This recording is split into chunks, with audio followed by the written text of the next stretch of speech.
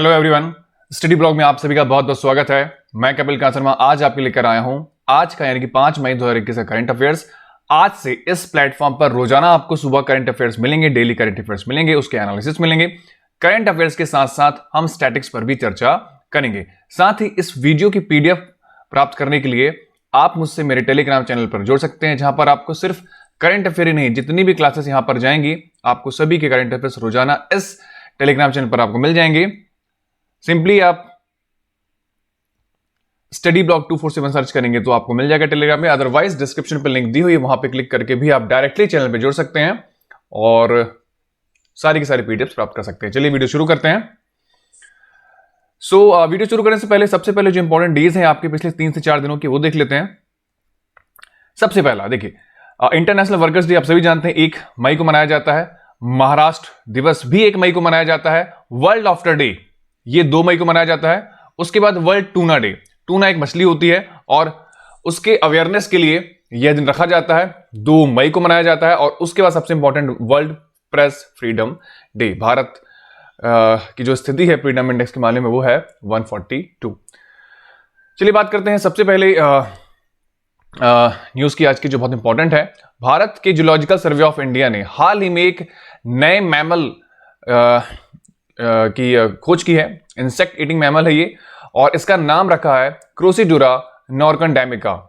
अब ये स्पीसीज है किस टाइप का, देखिए इसका जो साइज है वो एक छोटे माउस जो घर में जो चूहा मिलता है उसके साइज का है, और ये इंसेक्ट खाता है, इंसेक्ट्स को खाता है। एक मैमल है ये, ओके, एक मैमल है ये।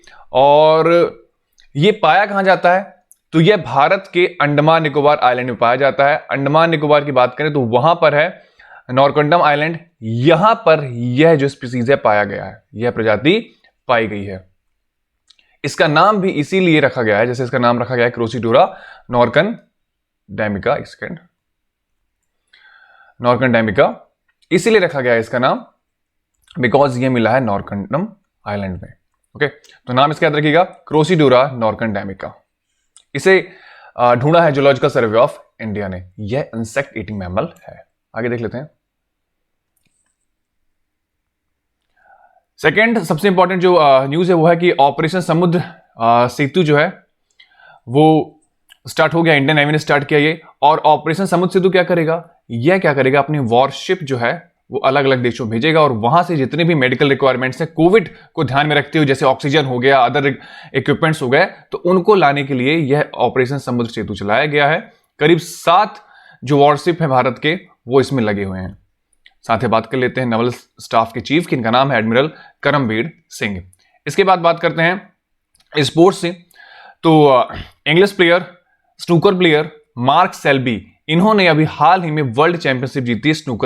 स्नूकर की वर्ल्ड चैंपियनशिप जीती है 4थी बार, और यह 4 बार वर्ल्ड चैंपियन रह चुके हैं, 2014 में, 2016 में, 2017 में और 2021 में।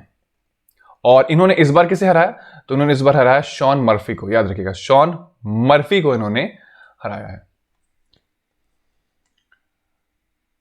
आगे देख लेते हैं। जापानीज गवर्नमेंट ने भारत की एक टीचर श्यामला गणेश को अभी हाल ही में एक अवार्ड से नवाजा है। अवार्ड का नाम है order of rising sun. Order of rising sun क्यों दिया जाता है जापान गवर्नमेंट के द्वारा, जापानीज कल्चर को डेवलप करने के लिए, उसको बढ़ावा देने के लिए। और श्यामला गणेश ये जापान में ही एक टीचर है, जापान के एक स्कूल में एक टीचर है। ओके, बस इस पर इतना जानना है। अगर आपसे पूछता है कि ये कहां की है तो ये बेंगलुरु की हैं, भारत के बेंगलुरु की हैं। अगेन अगली चीज स्पोर्ट्स से देख लेते हैं। लुइस हैमिल्टन, आप सभी जानते हैं इनका नाम। लुइस हैमिल्टन ने भी हाल ही में मैक्स वर्स्टैपन और इसके अलावा मर्सिडीज टीममेट वेल्टेरी बोटास को हरा दिया है पोर्चुगीज ग्रैंड प्रिक्स में। ग्रैंड प्रिक्स जो होता है F1 फॉर्मूला 1 जो रेस होती है उसकी एक प्रतियोगिता होती है, और पोर्चुगीज ग्रैंड प्रिक्स को जीत लिया है लुइस हैमिल्टन ने। इसके अलावा ओबिचुरीज से देख लेते हैं। अभी हाल ही में आप सभी जानते हैं विक्रमजीत कंवरपाल, इनकी मृत्यु हो चुकी है। यह एक फिल्म और टीवी एक्टर थे। इसके अलावा मशहूर सितार वादक देवव्रत चौधरी का भी हाल ही में निधन हो गया है। तो सभी कुछ लिखते भी जाइएगा, पेन कॉपी लिखकर बैठेंगे तो ज़्यादा आसानी होगी। इसके साथ साथ बच्चों को हिंदी में दिक्कत है, इंग्लिश में दिक्कत है मतलब, तो मैं कोशिश करता हूं कि आप लोगों को बाइलिंगुअल पीडीएफ प्रोवाइड कराने की कोशिश करूं, बट कभी कभी नहीं हो पाता है, इसलिए मैं आपको उसको समझा रहा हूं। आगे मैं कोशिश करूंगा कि आपको ये हिंदी में मिल जाए। ओके, चलिए एक और इंपॉर्टेंट न्यूज जो है वो ये है कि हमारे जो पेट्रोलियम मंत्री हैं श्री धर्मेंद्र प्रधान, उन्होंने हाल ही में जो पहला लॉट है बायोडीजल का वो लॉन्च किया है। और कौन सा बायोडीजल? इस बायोडीजल को कुकिंग ऑयल से बनाया गया है। जो यूज्ड कुकिंग ऑयल होता है, जो खाने वाला ऑयल होता है, उसको यूज करके बायोडीजल बनाया गया है। बायोडीजल फ्यूल का, ईंधन का, पेट्रोल और डीजल का एक बहुत अच्छा अल्टरनेटिव है और यह प्रदूषण भी कम फैलाता है। The first lot of used cooking oil based biodiesel blended diesel was flagged off by oil minister Dharmendra Pradhan.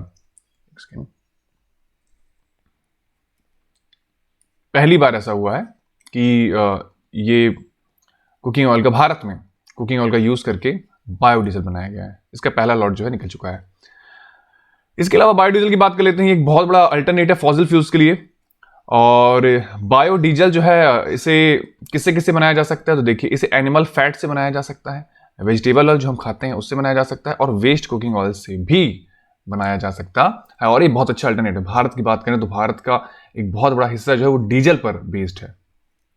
85% diesel पर बेस्ड है। ओके, इसके अलावा अगला देख लेते हैं। इंडियन आर्मी ने अभी हाल ही में ग्रीन सोलर एनर्जी प्लांट की स्थापना की है सिक्किम में। ये करीब 16,000 फीट की ऊंचाई पर इन्होंने किया है। यह पहला ग्रीन सोलर एनर्जी है सिक्किम में इंडियन आर्मी के द्वारा। 16,000 फीट की ऊंचाई पर है और इसकी कैपेसिटी कितनी है? इसकी कैपेसिटी है 56 केवीए, 56 केवीए। साथ ही साथ इसमें कौन सी टेक्नोलॉजी यूज की गई है? तो इसमें vanadium based battery technology use की गई है। यूके यह पहला देश बन चुका है जिसने अपने सिटीजन्स को ड्राइवरलेस कार रोड पर चलाने की अनुमति दे दी है, अलाउ कर दिया है। इसके लिए उन्होंने कुछ रेगुलेशंस निकाले हैं। यूके का मानना है कि करीब 2035 तक 40% जो कारें हैं वो ड्राइवरलेस हो जाएंगी और करीब इससे जो एम्प्लॉयमेंट, अच्छा खासा एम्प्लॉयमेंट वो जनरेट कर पाएगी। लो स्पीड पर उन्होंने कहा है कि अभी ड्राइविंग जो है, ड्राइवरलेस कार जो है चल सकती है रोड्स पर। एक बहुत शॉकिंग न्यूज है लेबनान से। लेबनान में एक जगह है और लेबनान में एक जगह वो हटाइए, पहले देख लेते हैं नदी। लेबनान की एक नदी है, सबसे लंबी नदी है लिताइन नदी, और उस लिताइन नदी पर बना हुआ है कराउन लेक।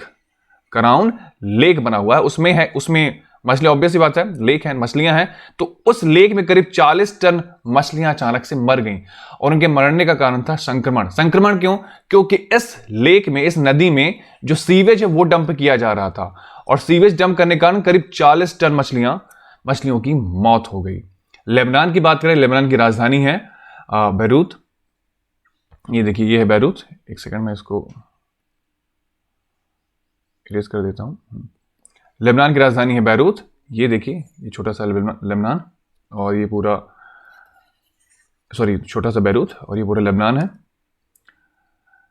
काफी न्यूज चैनल ने भी इसको कवर किया। आप देख पा रहे हैं कि ये है वो लेक, कराउन लेक, और ये देखिए ये पूरी मछलियां यहाँ पे किनारे पे आ गई हैं। लोगों ने जब देखा कि मछलियां बहुत बड़ी संख्या में किनारे पे आई हैं, तब ये बात उछल कर आई। करीब इंटरनेशनल उसको ये एक शॉकिंग न्यूज निकल के सामने आई। इससे पहले भी इस देश में कई बार ऐसा हो चुका है। कुछ न्यूज है आपके अपॉइंटमेंट से।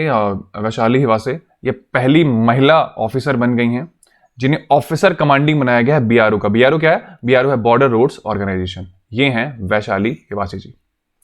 अमिताभ चौधरी को हाल ही में दोबारा से एक्सिस बैंक का एमडी एंड सीईओ बनाया गया है। अमिताभ चौधरी को, या एक्सिस बैंक की बात करें तो उसका हेडक्वार्टर है मुंबई में। इसकी स्थापना हुई थी 1993 में। अगली अपॉइंटमेंट से जो न्यूज है वो है आरबीआई से। आरबीआई ने भी हाल ही में चौथे डिप्टी गवर्नर को नियुक्त किया जिनका नाम है टी रविशंकर। 4 डिप्टी गवर्नर होते हैं आरबीआई में, चौथे डिप्टी गवर्नर होंगे टी रविशंकर। इसके साथ साथ कुछ एक्स्ट्रा बातें भी जान लेते हैं। अभी हाल में जाते हैं, वेस्ट बंगाल में टीएमसी ने अच्छी खासी जीत दर्ज की है, लेकिन ममता बनर्जी हार गई। ममता बनर्जी नंदीग्राम से हार गई, लेकिन फिर भी ममता बनर्जी सीएम बन सकती हैं। आर्टिकल 164(4) याद रखिएगा, आर्टिकल 164(4) यह कहता है कि यदि कोई व्यक्ति उस पर्टिकुलर हाउस का सदस्य नहीं भी है फिर भी वो सीएम बन सकता है। यह कहता है संविधान का आर्टिकल 164(4). सीएम के लिए है 164(4) और पीएम के लिए है 75(5). याद रखिएगा क्या बोल रहा है? The CM and PM shall hold their offices even if they are not members of their respective houses. अगर उस रेस्पेक्टिव हाउस के मेंबर नहीं भी हैं फिर भी वो वहां पे उसकी सदस्यता ले सकते हैं, मतलब उस ऑफिस को संभाल सकते हैं। बाय दिस लॉ, इस लॉ के अनुसार ममता बनर्जी भी चीफ मिनिस्टर वेस्ट बंगाल की बन सकती हैं, भले ही वो इलेक्शन हार गई हैं। SDRF यानी कि स्टेट डिजास्टर रिलीफ फंड, एक second, state disaster relief fund, इसका पहला एक्चुअली एक प्रकार का फंड था जो कोविड से लड़ने के लिए जारी किया गया था, करीब ये 9,000 करोड़ का था। उसका जो 50% हिस्सा है यानी कि 44-36 करोड़ यह लॉन्च कर दिया गया है।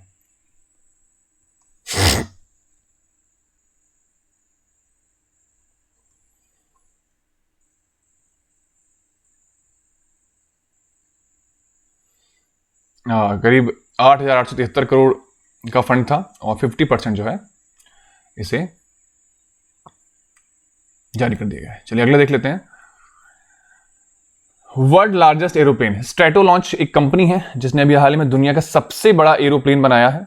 इसका नाम रखा है इन्होंने रॉक नाम रखा है इसका इन्होंने। इसका विंग स्पैन इतना बड़ा है कि जो यूएस यानी अमेरिका का जो एक फुटबॉल ग्राउंड होता है उससे भी बड़ा है इसका विंग स्पैन। ये इतना बड़ा है जितना बड़ा ऑस्ट्रेलिया फुटबॉल ग्राउंड होता है उससे भी बड़ा है।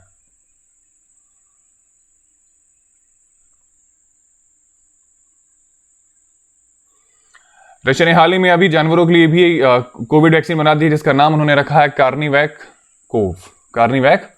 कोव रखा है। इस वैक्सीन को बनाया किसने है, तो इस कंपनी को बनाया एक कंपनी रॉसल खोज नादजोर। ये एक कंपनी है जो वेटनरी और सैनिटरी सर्विलेंस जो सर्विस होती हैं, ठीक है, फाइटो सैनिटरी सर्विलेंस जो है रशिया में, उसके लिए सेवाएं देती हैं अपनी। ओके, सो आपको सिर्फ इतना याद रखना है, इसमें ज़्यादा कुछ याद करने लायक है नहीं। आपसे पूछेगा तो कार्निवैकोव के बारे में पूछेगा, जानवरों के लिए वैक्सीन है ये, और इसे बनाया रॉसल खोज नादजोर ने। रशियन नाम है, काफ़ी कठिन नाम होते हैं रशिया के, ठीक है, कठिन इसलिए होते हैं क्योंकि हमारी भाषा नहीं है वो। कोविड-19 की बात करें तो मेनली जो है ह्यूमन टू ह्यूमन ट्रांसमिशन देखा गया है, लेकिन जानवरों से भी इंसानों को होता है और इंसानों से भी जानवरों में फैल सकता है, ऐसा देखा गया है। और ऐसा इसलिए क्योंकि एक जूनोटिक वायरस है। एक सेकेंड, ये पॉइंट एक बार फिर से देख लेते हैं। जूनोटिक वायरस क्या होता है? देखिए, जूनोटिक वायरस होता है एक ऐसा वायरस होता है जो जानवरों से इंसानों में फैला है,